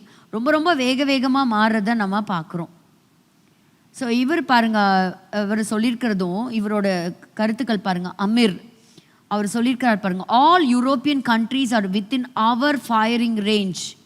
நாங்கள் வந்து ஃப்ரான்ஸ் மட்டும் இல்லை, we are coming into Germany, Britain, western and eastern யூரோப்புக்குள்ளே நாங்கள் வர்றோம் அப்படிங்கிறத ஒரு ஈரான் நாட்டை சேர்ந்தவர், ஒரு முக்கியமான ஒரு பொறுப்பில் இருக்கிறவர் சொல்லியிருக்கிறார். So all over the world ஒருத்தருடைய கண்ட்ரோலுக்கு கீழே போகுதுங்கிறத பார்க்குறோம். இங்கே இவர் சொல்கிறதும் பாருங்கள், எங்களுக்கும் இஸ்ரேலுக்கும் எந்த விதமான சமாதான உடன்படிக்கை நடக்கவும் இல்லை, அப்படி நாங்கள் எந்த ஒரு நியூஸும் வெளியிடலை, சீக்கிரத்தில் ஒரு யுத்தம் நடக்கும் அப்படின்னு சொல்லியிருக்கிறாங்க. இவங்களுடைய பேச்சு ரொம்பவே ஆச்சரியமாக இருந்தது. ஏன்னா ஹமாஸுக்கு ஆதரவாக இந்த பேச்சில் கொடுத்துருக்குறாங்க. ஸோ ஹமாஸ் அப்படின்னு சொல்லக்கூடிய மக்கள் வந்து ஒரு பொலிட்டிக்கல் ஃபோர்ஸு, அவங்க என்னெல்லாம் பண்ணுறாங்க, ஸோ அதெல்லாம் வந்து ரொம்ப அகெயின்ஸ்டாக இருந்தது. அக்டோபர் 7 அப்போ யாரெல்லாம் ஆதரவு தெரிவித்தாங்களோ, பயங்கரவாதத்தை கண்டிச்சாங்களோ, இன்றைக்கி அவங்கெல்லாம் மாறி இருக்கிறத நமக்கு வந்து ரொம்ப ஆச்சரியமாகவே இருக்குது. ஸோ இதில் ஒரு வீடியோ ஒன்று இருந்தது பார்த்தீங்கன்னா, இது அமெரிக்கா தேசத்துலேயும் அப்படி தான். ஸோ அமெரிக்காவிலையும் ஷியா இஸ்லாமியர்கள் ஒரு செரிமனியை செலிப்ரேட் பண்ணுறதுக்கு ஒரு பெரிய ஒரு பகுதியே வந்து அத்தனை பேர் வந்து சேர்ந்துட்டு வராங்க. The slow death of Europe பாருங்கள், நாளுக்கு நாள் வந்து அங்கே குறைஞ்சிட்டு, ஸோ அங்கே இருக்கக்கூடிய முஸ்லீம் ஸ்கூல்ஸுடைய பர்சன்டேஜ் வந்து அதிகமாயிட்டே வருதான். அதாவது நெருக்கங்கள் வந்து இனி வெறும் யூதர்களுக்கு மட்டுமல்ல, கிறிஸ்தவர்களுக்கும் 100% இருக்கும். அதில் வந்து மாற்று கருத்தே கிடையாது. ஸோ நம்ம வந்து உண்மையாலுமே ஒரு எழுப்புதலை எதிர்பார்க்குறோம், நிச்சயம் இருக்கும். ஆனால் அதே சமயத்தில் ஒரு பெரிய நெருக்கம் வரும். அன்னைக்கு யூதர்கள், பட் பல இடங்களில் கிறிஸ்தவர்களும் கொலை செய்யப்படுறாங்க. 2-3 வாரமாக தொடர்ந்து அந்த நியூஸை தான் நம்ம பார்த்துட்டே வரோம். ஸோ இங்கே பார்க்குறோம் ஒரு ப்ரோ பாலஸ்தீனன் ப்ரொட்டஸ்டர் ஆம்ஸ்டர்டாமில். ஸோ அவர் எழுதிட்டு அவர் பயங்கரமாக கத்தி இஸ்ரேலுக்கு அகெயின்ஸ்டாக பேசுகிறது எல்லாத்தையும் நம்ம பார்க்குறோம். ஸோ அப்போ இஸ்ரேல் எப்படிப்பட்ட ஒரு நெருக்கத்தில் இருக்கும்னு வந்து நினச்சி பாருங்கள். இது வந்து ஈரானில் நடந்த ஒரு ஆயில் ஸ்டோரேஜ் ஃபெசிலிட்டியோடைய ஒரு தாக்குதல். ஸோ இவர் தான் ரோத்மேன் அப்படின்னு சொல்லக்கூடியவருக்கு அவருடைய வீசாவை வந்து ஆஸ்திரேலியா டோட்டலாகவே டினை பண்ணியிருக்குது. ஸோ ஏமன் நாட்டில் இருக்கக்கூடிய பகுதிகள்லையும் தாக்குதல் நடத்தியிருக்கிறாங்க. ஸோ ஜாமிர் என்ன சொல்லியிருக்கிறாருன்னா, இனி வரக்கூடியதில் இன்னும் கூடிய ஒரு பயங்கரமான ஆப்ரேஷன் நாங்கள் கண்டக்ட் பண்ண போகிறோம். The Gideon's chariots we will see completely we will take control of Gaza. அது அவங்க சொல்லியிருக்கிறாங்க. அது டிஃபீட் ஆகாமல் நாங்கள் விட போகிறது இல்லைன்னு. பட் இதுக்கு நடுவில் இஸ்ரேல் நாட்டுக்குள்ளாரையும் பயங்கரமான குழப்பங்கள், இடதுசாரி கட்சிகள் எல்லாரும் எழும்பி இன்றைக்கி நெத்தனியாவுக்கு அகெயின்ஸ்டாக வந்து இந்த ஹாஸ்டேஜஸ் டீலில் காசாவை நாங்கள் கம்ப்ளீட்டாக வந்து நாங்கள் டிஸ்ட்ராய் பண்ணுவோம் அப்படின்னு சொன்ன தீர்மானங்களுக்கு எதிராக இன்றைக்கி உள்நாட்டிலையுமே பலவிதமான குழப்பங்கள் இருக்குது. அவர் வந்து தன்னுடைய பதவியை தக்க வச்சுக்கிறதுக்காக தான் இப்படி பண்ணுறாரு. ஏன்னா இனி வரக்கூடிய எலெக்ஷனில் ஒரு வேளை அவர் பதவிக்கு வரலைன்னா அவர் மேலே விசாரணை கமிஷன் வரலாம். ஸோ அதை தடுக்கிறதுக்காக இவர் இப்படி பண்ணுறாரா, இப்படி அங்கேயும் வந்து ஒரு சரியான ஒரு புரிதல் இல்லாத ஒரு நிலைமை இருக்குது. பட் நாட் எவ்ரிபடி, எல்லாரும் கிடையாது, பட் ஒரு சிலர் சேர்ந்து எதிர்த்து வர்றதையும் நம்ம பார்க்குறோம். ஸோ ஃபாரின் மினிஸ்டர் ஃப்ரான்ஸும் வந்து எப்போ வந்து பாலஸ்தீனத்துக்கு ஒரு 2 ஸ்டேட் சொல்யூஷனுக்கு ஒரு ஒப்புதல் கொடுத்தாங்களோ, தனி நாடு நாங்கள் ஆதரவு தெரிவிக்கிறோம் அப்படின்னு சொன்னாங்களோ, அப்போது ஃப்ரெஞ்ச் நாட்டையும் என்ன சொல்லிட்டாங்கன்னா, உங்கள் கான்சுலேட்டை நீங்கள் காலி பண்ணிவிட்டு நீங்கள் போகலாம் அப்படிங்கிறத சொல்லியிருக்கிறாங்க. ஆனால் நெத்தனியாவை ரொம்பவே ப்ரைஸ் பண்ணி சொல்லியிருக்கிறாரு ட்ரம்ப். என்னன்னா, he is really a war hero. தன்னுடைய நாட்டை காப்பாற்றுறதுக்காக அவர் வந்து இவ்வளோ பெரிய முயற்சி எடுத்திருக்கிறாரு. ரொம்ப கரேஜியஸான ஒரு ஆக்ட் எடுத்திருக்கிறாரு. அதாவது தி ஹிஸ்ட்ரி ரிப்பீட்ஸ் அப்படின்னு சொல்லுவாங்க. யூதர்களுடைய வாழ்க்கையில் அதே தான். அன்னைக்கு ஒரு ஆமான் எழும்பி இவங்களுக்கு எதிர்த்தா வரும்போது 2 கரேஜியஸான லீடர்ஸ், ஒரு மொர்தெகாயும் ஒரு எஸ்தரும் 2 பேர் இணைஞ்சு எப்படி எதிர்த்து ஒரு டிசிஷன் எடுத்தாங்களோ அது போல தான் இன்னைக்கு வரக்கூடிய லீடர்ஸும் அப்படி ஒரு டிசிஷன் எடுக்கிறாங்க. எல்லாத்துக்கு மேலே ஆண்டவருடைய கரம் எடுத்து அந்த தேசத்தை நம்ம பாதுகாக்கிறத நம்ம பார்க்குறோம். பீபாஸ் அப்படின்னு சொல்லக்கூடிய ஒரு ஃபேமிலியை முழுவதுமாக அவங்க கொன்று போட்டதை நம்ம பார்க்குறோம் இல்லையா? ஆனால் அதுக்கு மூல காரணமாக இருந்த அந்த பயங்கரவாதி, அந்த தீவிரவாதியும் எலிமினேட் பண்ணியிருக்கிறாங்க. ஸோ இஸ்ரேல் தேசம் ஒரு பயங்கரமான நெருக்கத்துக்குள்ளே இருக்கிறத நம்ம பார்க்குறோம். உலகம் முழுவதுமே என்டையர் யூரோப்பும் ஒரு மாற்றம் அடைகிறத நம்ம பார்க்குறோம். Somebody is taking control. So இதெல்லாம் எதுக்கு? ரொம்ப நாளாகவே எல்லாருமே ஒரு வேர்ல்ட் லீடர், ஸோ ஒரு ஒன் ஃபோர்ஸ் உள்ளே வரும் அப்படிங்கிறத பேசிகிட்டே தான் இருக்கும். அது அந்த நாளுக்கு எவ்வளவு நெருக்கத்தில் போயிருக்கிறோங்கிறது தெரியல. ஆனால் சில காரியங்கள் மாற்றத்துக்கு நேராக நம்ம நகர்ந்துட்டுருக்குறோங்கிறது உண்மைதான். அது எப்படி தெரிஞ்சுக்கலான்னா, இஸ்ரவேல் மக்களுடைய வரலாறு அன்றும் இன்றும் 2ஐயும் நம்ம படிக்கும்போது தான் இதோடைய டோட்டல் பிக்சர் நம்மளால் புரிஞ்சுக்க முடியும். ஸோ வருகிற வாரத்திலையும் இஸ்ரவேல் தேசத்தினுடைய வரலாறு பக்கங்கள் தொடரும்.